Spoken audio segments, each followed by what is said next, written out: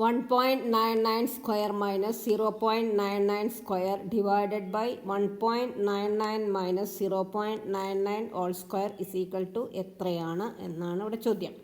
അപ്പോൾ ഇവിടെ ഓപ്ഷൻസ് ഒക്കെ തന്നിട്ടുണ്ട്.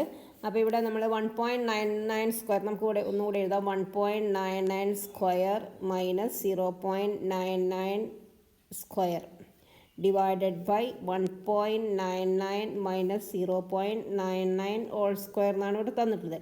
ഇവിടെ ഒരു ഐഡൻറ്റിറ്റി കിടക്കേണ്ടത് ആദ്യം മുകളിലുള്ളത് A square minus B square ആണ്.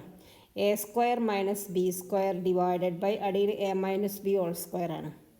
A minus B whole square is equal to A square minus B square എന്ന് പറഞ്ഞാൽ A plus B into A minus B ആണ്. Divided by A minus B whole square എന്ന് പറഞ്ഞാൽ A minus B into A minus B ആണ്.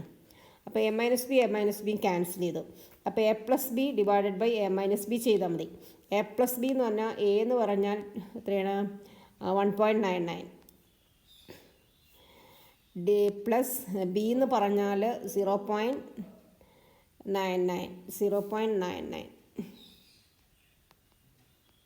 Is equal to 9 balance 1 19 balance 1 2.98 divided by ഇനി A minus B എന്താണെന്ന് ചോദിച്ചിട്ടുണ്ടെങ്കിൽ A minus B എന്ന് പറഞ്ഞിട്ടുണ്ടെങ്കിൽ 1.99 minus 0.99 അപ്പം ഇവിടെ 0 കിട്ടി 1 കിട്ടി divided by 1 answer is equal 2.98 divided by 1 പറഞ്ഞാൽ 2.98 തന്നെ 2.98 ആൻസർ ഈസ് ഓപ്ഷൻ എ 2.98.